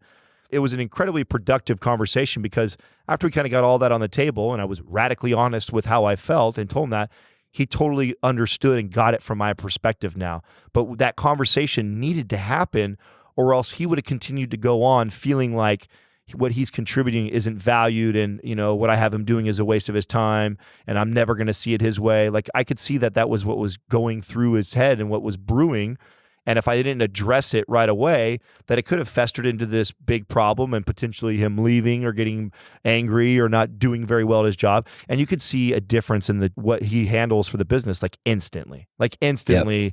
I saw the motivation. And it wasn't me rah motivating. It was just the simple fact of recognizing something within one of my employees, having that crucial conversation, learning to be radically honest, and then moving on from there. And that is, God, it's so important in all relationships, just business, personal, friendship, love, all that stuff. I think that we can never be honest enough. And I think too many people are afraid of those hard conversations, and it ends up really hurting them later down the road. Absolutely. Have you read Principles by Ray Dalio? No, I have not. I'd recommend it. You'll like it. I mean, he built the biggest hedge fund ever, $170 billion under management. And his story is crazy. I mean, he came from nothing 8 years into his career when he had really started to establish himself, both financially and in terms of his reputation. He blew himself up making a bad prediction on what was going to happen. I believe it was in the 80s. He thought that the markets were all going to tank and everything. And he bet everything on that basically, and it didn't happen. So 8 years into his journey, he has no money. He's borrowing money from a friend so he can feed his family while he sells his car. Wow. And he went from, he didn't say how, where he was at financially at that point, but I wouldn't be surprised if his net worth was in the millions at that point. And then he bets it all on, he got cocky, overconfident, thought he could predict the markets, thought he knew better. That's at year 8, and decided to figure out what went wrong. Like, he wasn't going to quit. He was going to figure out, and he was going to double and triple down and really grind it. I mean, he went from there as he analyzed market information going back as far as, if I remember correctly, the 1800s. As far back as he could get information on markets anywhere, and he just went into hardcore grinder mode to find out what went wrong. And from that experience, and from how he handled it in terms of, again, really diving into the models, diving into the data, doing the hard, shitty work that nobody wants to do. Nobody wants that type of analysis. Is like brain breaking work. You know what I mean? Oh, totally.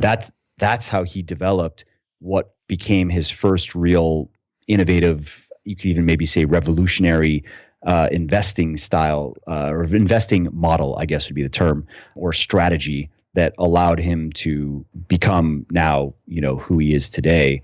But I think you'd really like it. And he's really big on radical honesty and complete transparency.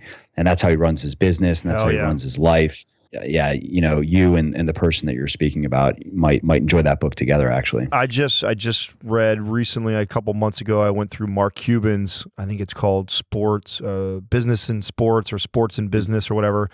And did you like it? Yeah, I did. It's another short, easy read. It's probably something, I mean, I wrote a little short review on it. It wasn't like life-changing for me. It's a good book. I would recommend it for a young entrepreneur coming up for sure. And what I took from it that I really like, or that I relate to, is he encourages this atmosphere within his work where raising your voice and arguing points is completely encouraged. And the way he looks at it is like, I want passionate people. I want people that feel passionate about their views, passionate about the way they think. And I'm looking for those types of leaders within my facility. And if you see something that you disagree with, I want you to challenge me. And if I challenge you back and you feel the need that you got to talk back over me, I'm okay with that. I'd rather that than you be quiet and be passive aggressive over a situation. And so I really feel, even worse, just not care. Right. Like, whatever. Not my problem. Right. So I encourage that within our facility. And that's exactly part of the conversation, going back to what I was saying with this guy that works for us, is I was like, man, speak the fuck up. Don't let it bother you for a month to where it kind of nags you out and you don't really care and you're not motivated to come to work. Like, if I didn't take your advice over something and you didn't like it and it bothered you, fucking tell me, dude. Say something to me. Yeah, I run the same thing at my place where I want to know. I've told everybody multiple times, anybody, I don't care if you have anything that is bothering you and it can be about me, I want to know. Like, I don't take that stuff personally. I'm here because I want us all to succeed and I want us to all reach this big goal. And if I'm fucking something up, that doesn't help us get there. I'm not here to stroke. I'm not here to be the big boss and feel important. Not at all. It's so funny. It's so hard for some employees to put this together. But when you're in the position you are, or that I'm in, like, you're really the coach of this superstar team. You're a coach of all these great athletes, and they all can score and they all can, but in order to be successful, the whole team has to work together, right? We all have to be, and you got to be able to pass the puck. You got to be able to sometimes not score and play more defense than offense. And sometimes when you get employees that get frustrated because they feel like they deserve the puck more, or that they should be in a different position, or it's like, a lot of times they just don't understand it from your perspective. And that radical honesty, I think, helps people see that perspective, that listen, this is much greater than you or I. This is a team, and we're trying to move in the same. We all want to win. Like, if I win, you win. We all win. Like, so this isn't about who's right or who's wrong. And that's our relationship amongst the four of us owners too, which is something I absolutely love and adore about all three of those men. That we'll get into fucking going back and forth at each other, loud, yelling over each other and making points, and no, I disagree, and back and forth and back and forth. It's never personal. We never leave the facility going like angry at each other, because it's never about being right. It's about finding the best answer for the business, or finding what's going to help us all as a team. And if you are speaking passionately about it, that makes me go like, okay, if Sal's yelling and he's disagreeing with me so much, then he must feel really passionate. That allows me to want to dig deeper into his perspective and where he's coming from, and vice versa. If they're saying something and I'm standing up going like stomping my foot, no, we won't do that. No, I disagree. We can't do that. This is why. I mean, every time we've done that, nothing but good comes out of that, as long as you can have that attitude going into it, that it's not about me. It's about the better of this team. It's better that we have those conversations or those discussions than it is to just, like you said, ignore those and then let it like bum you out and then fester. Yeah, exactly. And that's what it does. It starts to fester inside of you, and then your brain plays tricks on you and starts making, he doesn't value me, he doesn't like me, he's this, he's all from, and then before you know it, it's turning into this fucking monster that is eating away at you, and it's killing your performance and it's killing the team. When it's like, man, and for me as a leader, I take that responsibility for those conversations. It's like, it's my job as a leader to feel that energy within my facility and see why it feels that way. And instead of bitching about it or going like, I wonder why he's acting up this way, it's like, no, I'm going to go fucking straight to the source, and I'm going to find out. I'm going to get to the bottom of it, and then we're together we're going to work through it. And during those conversations, you learn a lot about their character, and are they the type of person who, no matter what you say to them, they're still going to be, and that to me is my sign that, okay, it's time to move on from this person and find somebody else to replace them. So very, very important lesson in business for sure, that I think is something that stems from all relationships and communication. Radical honesty, crucial conversations. Yeah, and again, in personal life too, just as much. I mean, take what you said with, you've had discussions with friends in terms of like, this is what's working, this is what's not working, and you see that if they care enough, are they willing to change whatever they need to change? And if not, that's fine. But that just means that they don't fit. In any relationship, you have your non-negotiables, you have your deal breakers, and hopefully that list isn't too long and too unreasonable, but you got to have a list. If you don't have anything, then you're asking for a lot of trouble. Right. And, if they're stepping on one of those points over and over and they're not willing to change it, then that just means that relationship is not going to work. Right. Or it's played its role, right? It's already, you guys both have, and this is something too that Katrina has helped me, because I'll be honest, every time I lose a relationship, whether it be a business relationship or a friendship with somebody, or I move on from that, I like people in general, so I love people, and I like having friends, and I like people to like me. I know that's something that is even an insecurity of mine, that sometimes I overcompensate with that. And she's quick to remind me and say, listen, don't beat yourself up over it. You did what you could do as a friend, and you guys both played a very important role in your lives. And it's okay to say that role is done. Like, you guys grew from it. You both learned from each other. You had some great times. You got some great memories. You're at a different point in your life. You have a different direction. You have different goals right now. And there's nothing wrong with that. And he or she has the same thing also. They have a different goal, a different life. They have different experiences. And, enjoy the fact that you guys had that, and be okay with moving on to new ones. And so I am lucky that I have a partner that helps kind of walk me off the ledge every now and then, because if there is anybody that I vent to or say all these things, it's when I get home, and I'll tell her what's going on with me. And, it does help having a partner that can do that can kind of keep me level-headed and the way I look at things, and it gives me a different perspective that, yeah, you're right. You know what? They did play an important role in my life, and I'm glad they were there. And, it's unfortunate that we still aren't, but at the same time too, it's actually fortunate that we are moving on from each other, because that's now going to allow us to move on and to grow further. So no, I completely agree. As much of a people person you are, and to say something about kids is why I think you're actually going to really enjoy having kids, is you'll never have a relationship that is closer and more loving than the relationship you'll have with your kids. As much as you love your friends and Katrina and everybody else, I just think that's going to be true for you, where you're going to learn to care for someone in a way that is just not you. I don't know if you can you can go deeper than kids. That's what everybody says, man. I think, I'd be honest, that's part of what's kept me waiting this long. I'll be the first to admit how selfish I've been for most of my life. Most of my life was spent trying to do things for myself, and I know that will be a major shift, and one that I'll be completely fine with, because I know I am a very loving person, and everybody tells me that as much as you've ever loved anything in your life, it compares nothing to when you have your child. It'll be something totally different for you. So look forward to that day. And what's cool is in my experiences, so I have a 5-year-old son and now a 5-month-old daughter. And so I've seen it obviously more with my son, because he's been with me for 5 years. It grows more and more, every day. The more you interact with him, the more you see him, my son, just grow up and really become his own little person, and see his personality develop. And it's got to be so cool. It's cool. All right. So let's wrap up with, I have one last question for you that I'm just curious. So you had mentioned earlier back in our discussion, kind of the big thinking to what to some people might seem as blue sky thinking of, becoming, I think you were saying in the beginning of when you guys had started, you were certain that you could become the biggest player in the health and fitness podcast space. And to some at that point, it might have seemed a bit, egotistical to even think that. But, I think that type of thinking is hugely important, because you never know what you're capable of. We all don't know what we're capable of individually and collectively. So why not think big, right? Right. And, I think of, again, that biography on John Rockefeller early on in his career when he was struggling, he was grinding. A bank refused him a loan that he needed to do something. It pissed him off, and he told the guy, one day I'm going to be the richest man in the world. And the banker was like, yeah, whatever, dude, get the fuck out of here.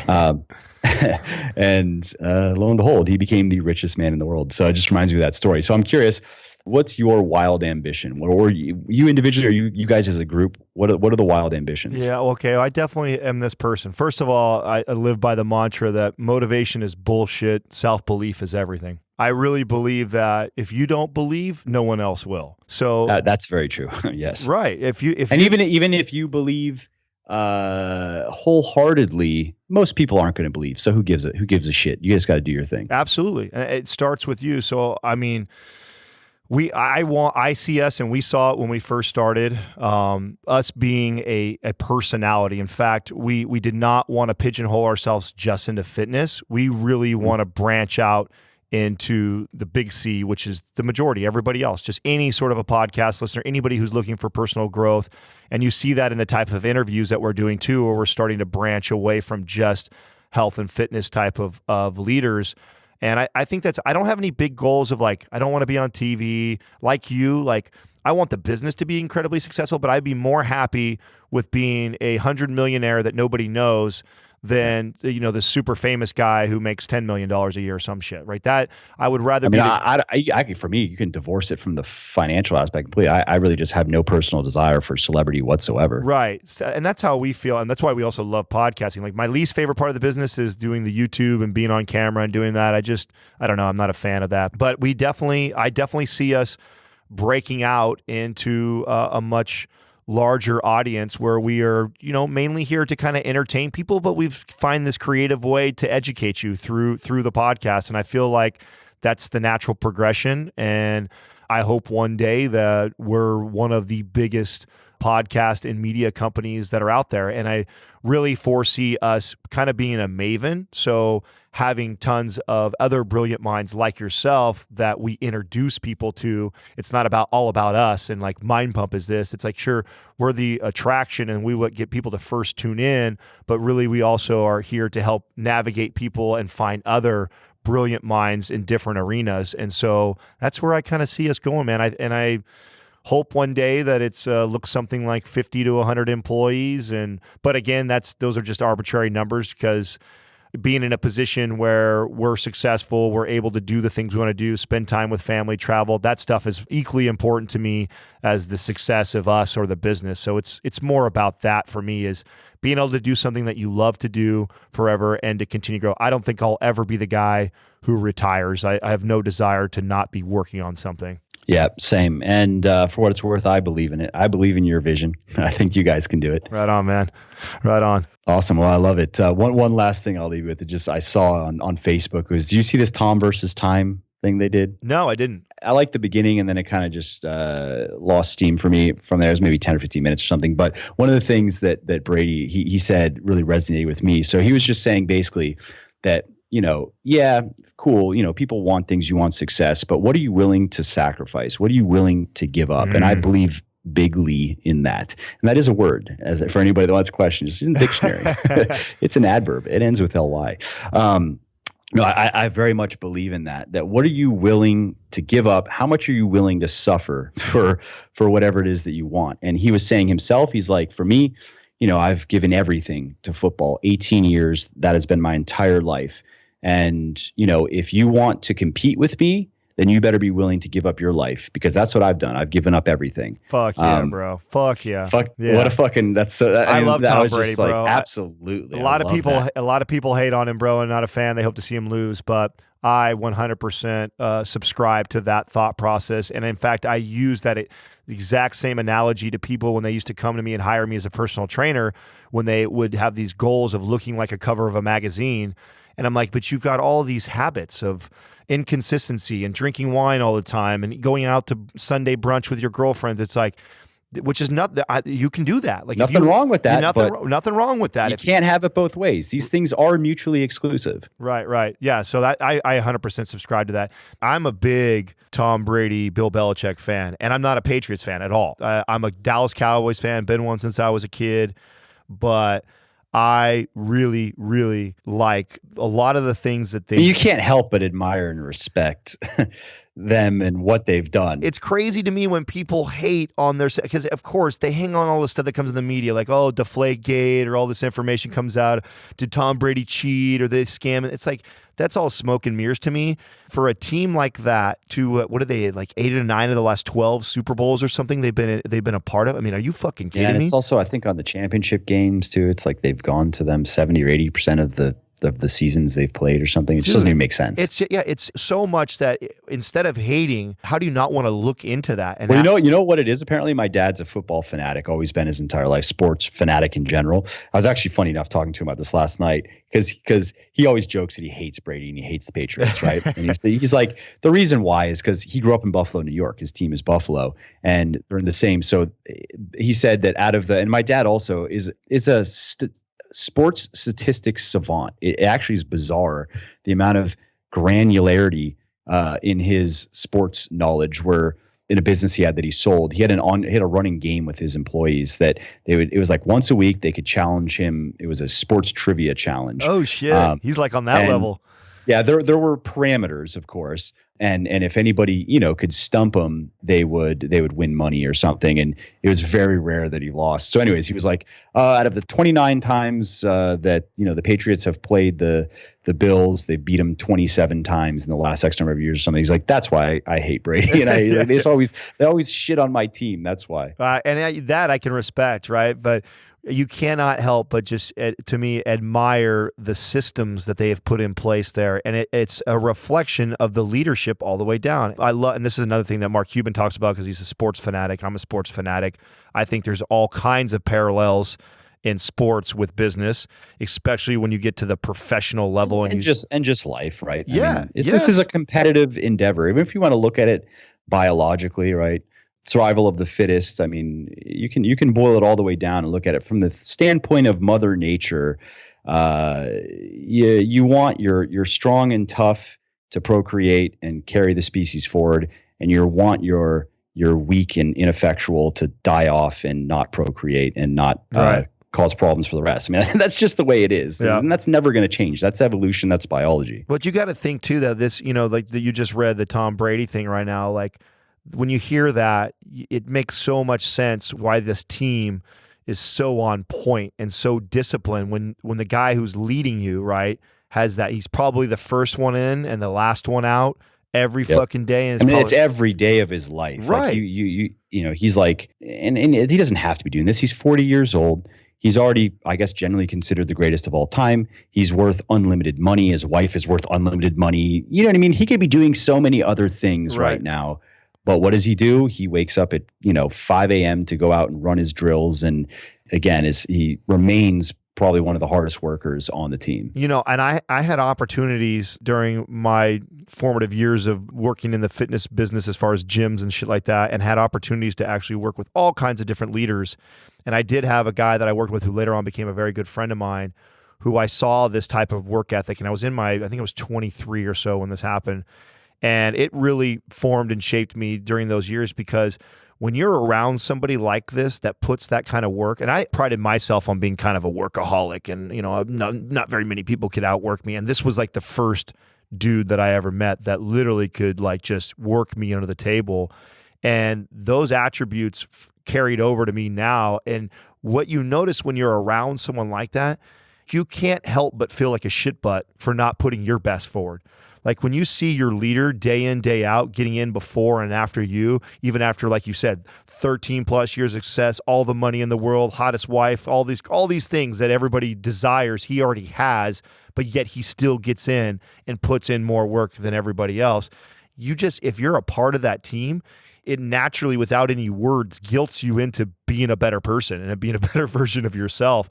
And I remember, or if you want to even spin it positively, it instills humility. I mean, right. When you're right. That's a better way to put that. Wherever you're at on the team, like you look at that and you're like, well, shit. I mean, he's doing it, so who am I to think that I don't need to do it? Yep. Speed of the leader, man. Yeah. So I just have liked that, and I see that with you guys in terms of like, well, I think a lot of people they don't realize how much sacrifice it takes to put something there that means something to people. You know what I mean? And that's what you're talking about in terms of your business, in terms of my business. But the thing is, I mean, you probably feel the same way, but we do it. That's just what we do. I mean, I find it enjoyable. I'm happy to have made all the sacrifices that I've made. And if I didn't make them doing this, I would have made them for something else, because I think that's just part and parcel of living well, taking on responsibility, making the hard choices, making the hard sacrifices.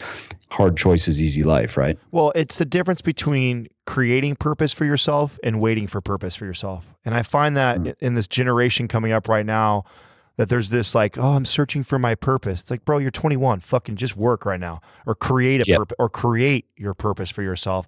Because I feel the same way. Like all the stuff, all the sacrificing, that I love it. It's not like this, oh man, I got to do this. I love it. But I also know that we created this purpose for ourselves.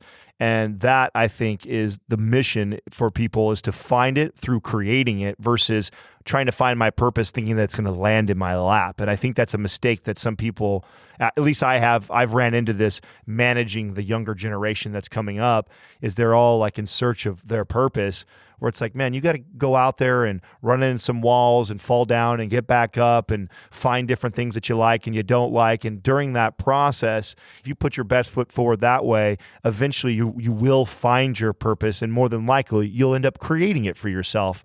But I do think that that's a misconception that we have, is trying to find your purpose versus creating it for yourself. Yeah, I totally agree. I mean, that's the experience I went through to find my way to writing, was doing various types of work in businesses of my dad's and other people that he knew. Just that's what I was doing. I was just trying different things, trying to find what's something I could see myself really dedicating the rest of my life to. Because I don't want just a job. I don't want something I just do for a paycheck. I don't want to just, sell gym cracks for profit. I want to do something that means something to me. And so that meant, I did a number of jobs that it just, I got to a point where I was like, no, this is not it. You know what I mean? Right. And so I need to try something else. And for me, finding writing is really that for me. And I think that I could find other things, but that's where I'm at right now. That's what I've obviously latched onto more than anything else. And that started as just like it seemed interesting to me. It's not like, oh, I just realized that's what I've been put on this earth to do is write books or write articles. Like, not at all. Right. I was just thinking like, okay, I've always been a good student. I've always enjoyed studying and I enjoy reading. I wonder if I'd enjoy writing. It sounds like it might be fun.